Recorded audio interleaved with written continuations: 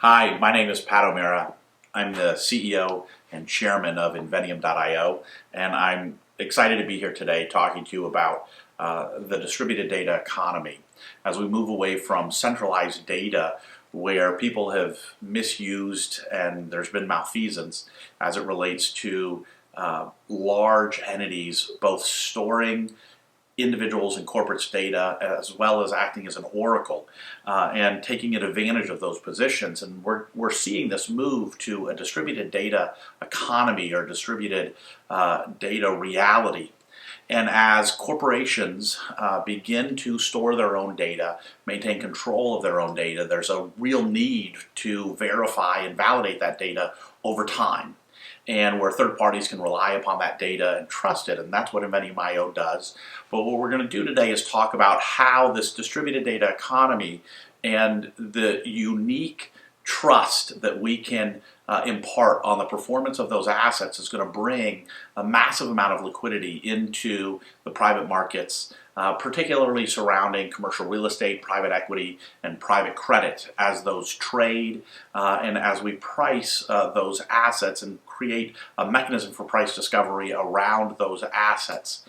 And I think this move away from this database to a distributed data economy where there is not a single database that will act as the validator or kind of the one database to rule them all, but instead hundreds of data validators, and there's going to be an enormous millions and millions of data creators. And if we need people to rely on the data surrounding on the performance of an asset over time, we need a mechanism or an operating system for data.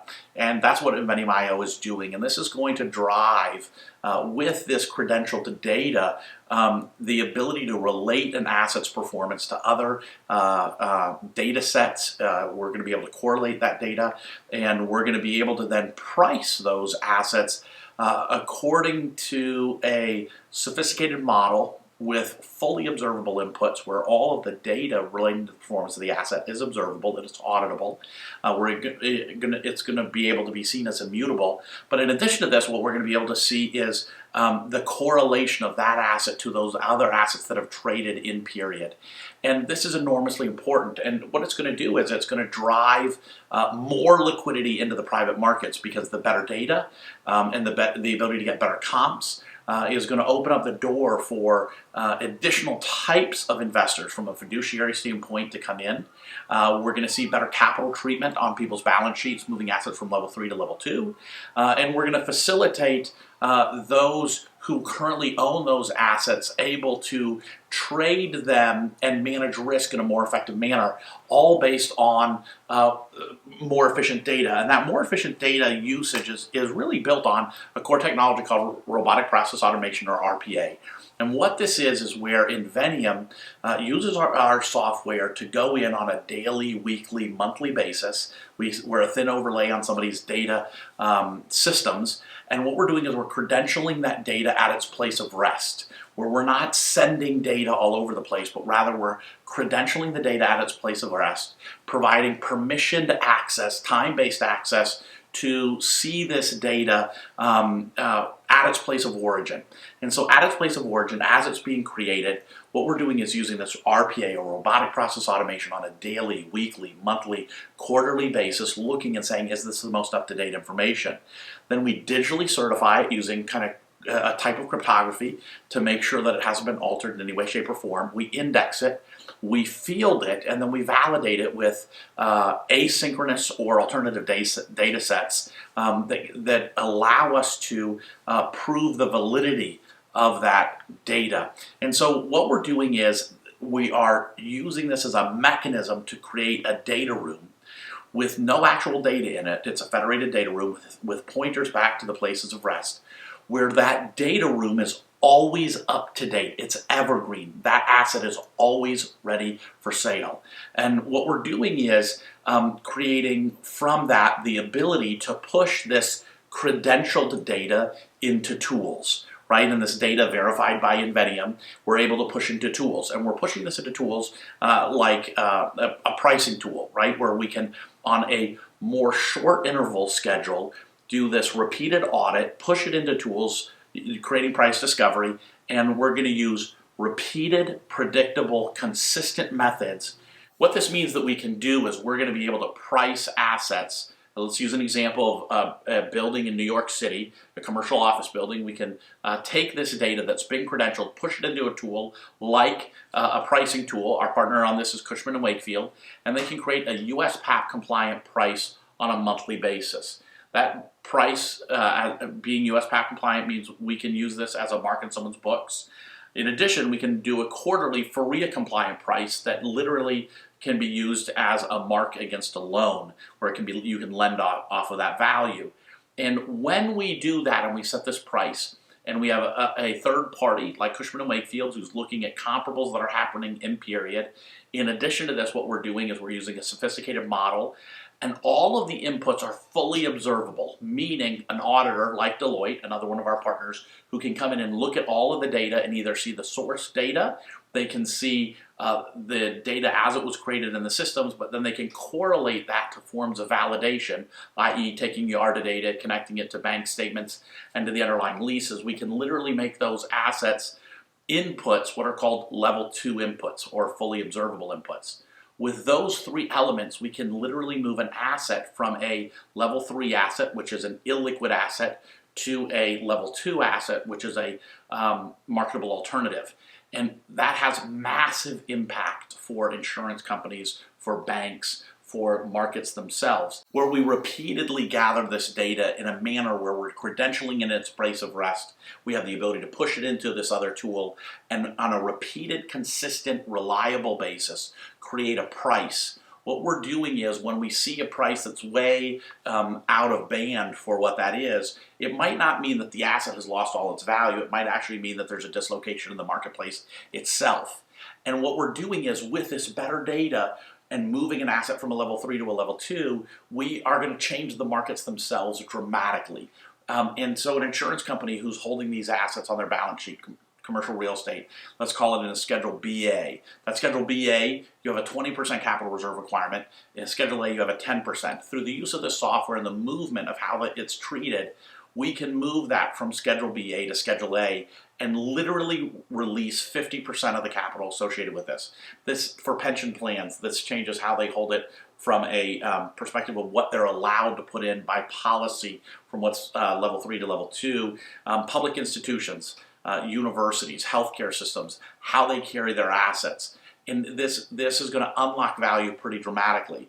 And as we do this, and we have these third party that are setting the prices for marks that allow pension plans to have a better understanding of the value of the assets and the funds that they're investing in, you can begin to see all of these assets uniquely, discreetly, with an understanding and the access all the way down to the individual data point.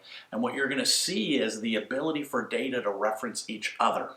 And what I mean by that is through a series of hashes where we're anchoring that data into the payload of a cryptographic secure ledger, cryptographically secure ledger, so that we know that it hasn't been altered, and there's a timestamp on it that can't be altered. And what we're going to do is we're going to also then have pointers from that data to other pieces of data that are in relationship to it.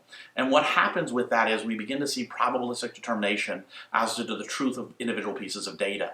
And we're literally creating a mechanism by which we're creating a memory for that asset over time, that we can have confidence in it, in the performance of that asset. And just like human memory is a series of data points that as you get refreshed of what happened during a particular moment in memory, that whole scene comes back to you, we're looking at the asset as having a memory that as we get more and more data points that relate to one another, we have a better mosaic of the performance of the asset, that we're going to be able to understand the asset and its performance better, from a maintenance of mechanical systems to key fob data to foot traffic to walking into room and an energy sensor turning, a motion detected lighting sensor turning on, to key fob data to elevators going up and down to geofencing the asset. And together those things are going to give us an enormously accurate vision or view of how that asset is utilized on a daily basis. And as we begin to create relationships of those assets and that performance data, we're going to begin to see that asset uniquely in a really in-depth view. And what our platform does is, while its immediate effect is to reduce capital reserves for insurance companies immediately, we also unlock for banks the ability for them to have this asset that they're holding held at a better level. And the reason is because all of this data that we have this great confidence in, and there's observability, and we move an asset to a level 2, the bank that's holding this asset at book minus accumulated depreciation, they're, with this new mark, able to carry it at fair market value. Now, there needs to be a capital markets transaction to unlock that value, but the delta between where they're holding it, book minus accumulated depreciation, for any assets that they occupy, not investment assets, but that they occupy and own, literally the delta between book minus accumulated depreciation and fair market value can be added to Tier 2 capital.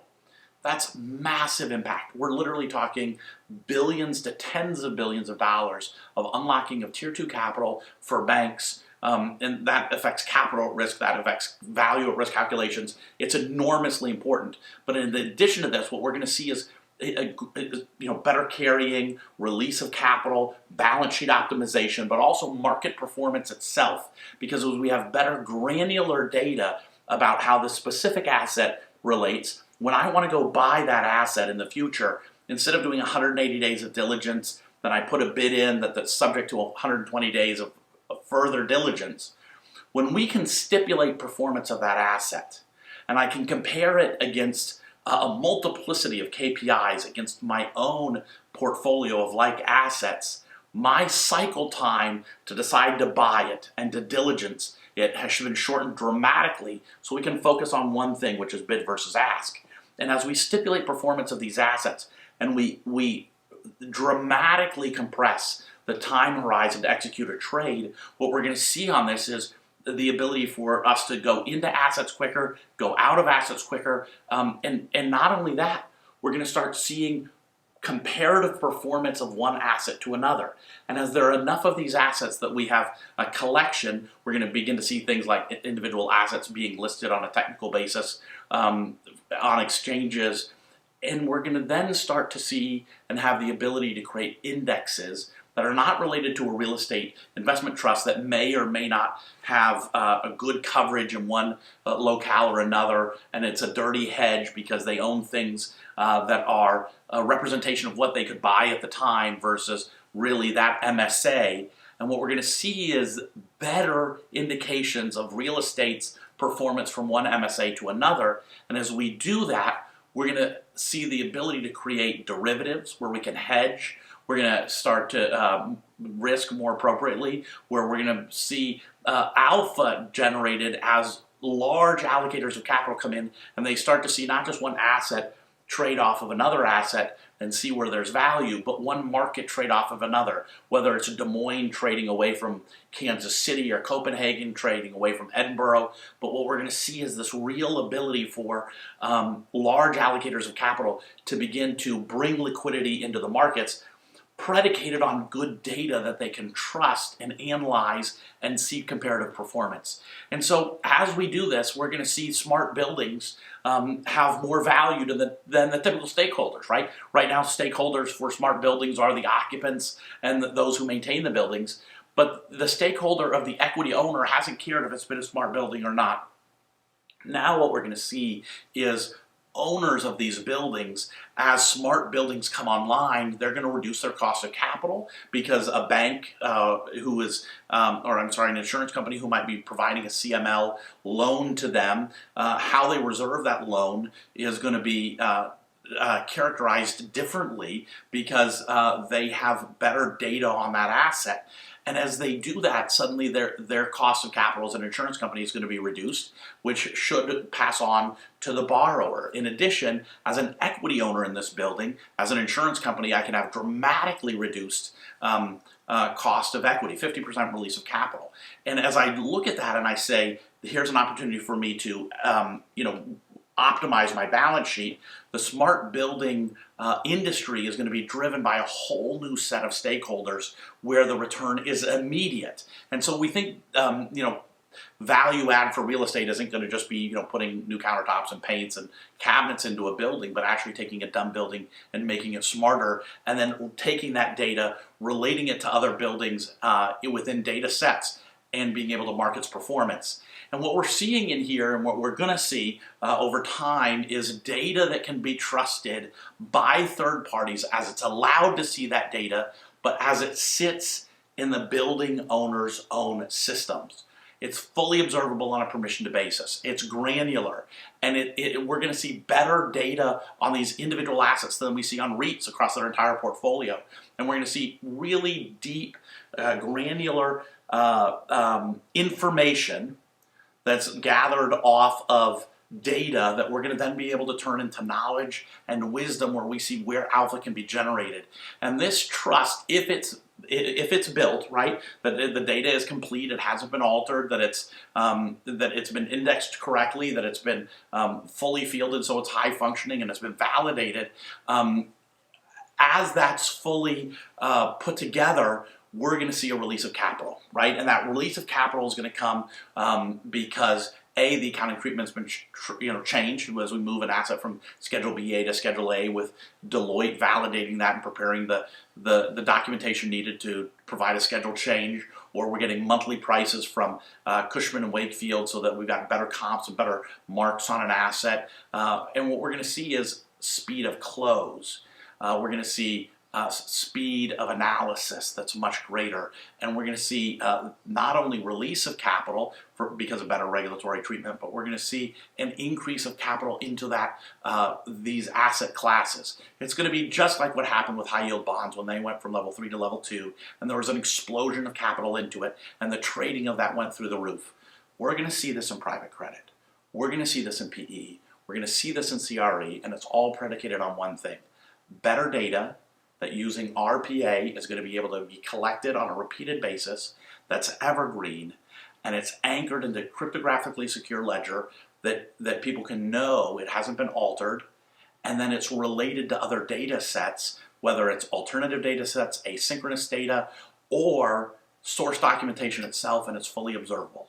When we have these elements, which we are literally implementing today with Fortune 100 companies, some of the world's largest pension funds, some of the world's largest real estate owners, we're literally going to see the market itself get transformed.